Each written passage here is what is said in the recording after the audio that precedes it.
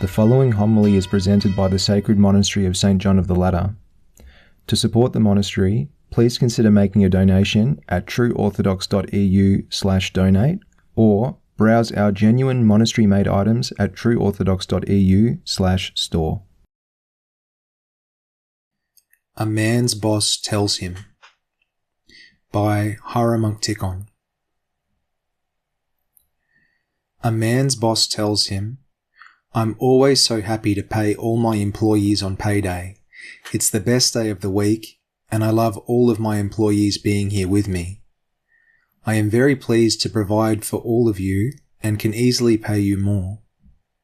From now on, in celebration of payday each week, I'm establishing a new rule. If anyone arrives at work before we open on paydays and stays here until the time we close, I will triple his week's paycheck." How do you think the man would respond? From then on, don't you think he would drop everything to get there early, no matter what otherwise might be happening on those mornings? Do you think that such a man would be shy in telling the people around him that he would now be unavailable on those evenings because he had commitments at work? See how a man's behaviour would change for earthly goods that moth and rust doth destroy. The Lord tells us, "Cease treasuring up for yourselves treasures upon the earth, where moth and rust doth destroy, and where thieves dig through and steal. But be treasuring up for yourselves treasures in heaven, where neither moth nor rust doth spoil, and where thieves do not dig through nor steal. For where your treasure is, there will your heart be also." Matthew chapter 6, verses 19 to 21. For each of us, the Lord freely bestows heavenly treasures at least once a week at the services of His church, for anyone who wants to receive it. There is no better source of grace for us than communal prayer in church. There, the Heavenly King pours out His grace on all of us, simply because He loves us and wants us to share in His love and goodness. For us, time there is more precious than anywhere else. It is where we show our love for God and neighbour. And in contrast to this, all of our earthly goods and relationships are phantoms. Soon they will all be nothing. Our soul will part from this body, and all of those worldly relationships we fostered and material things we craved, every earthly empire that we tried to build, what will these things be for? They will all be for less than nothing, because all those times that we weren't working on virtue, we were necessarily enriching ourselves in vice. So all that will be left for us at our judgment will be our disposition of soul.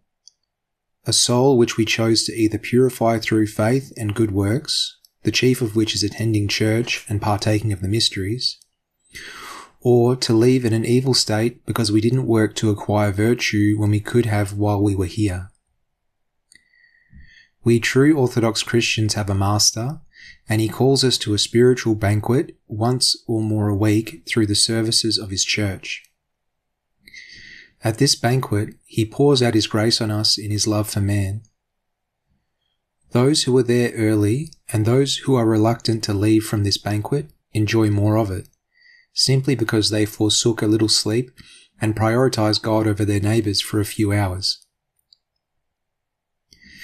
There are plenty of times in the history of the church where, because of widespread fallings away into heresy and schism, or the failing health of right-believing confessor bishops and priests in times of heresy, laity who formerly had perhaps many parishes to choose from were, in the space of a single day, left with no local access to the church's mysteries.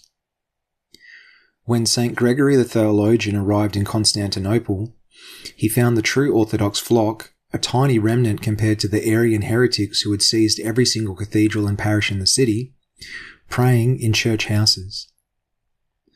What are our works compared to the faithful of that time?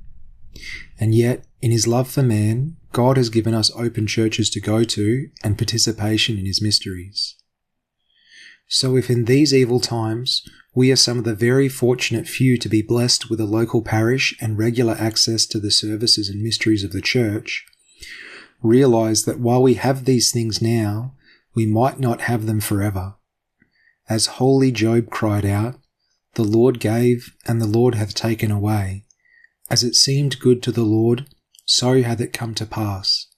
Blessed be the name of the Lord." Job chapter 1 verse 21.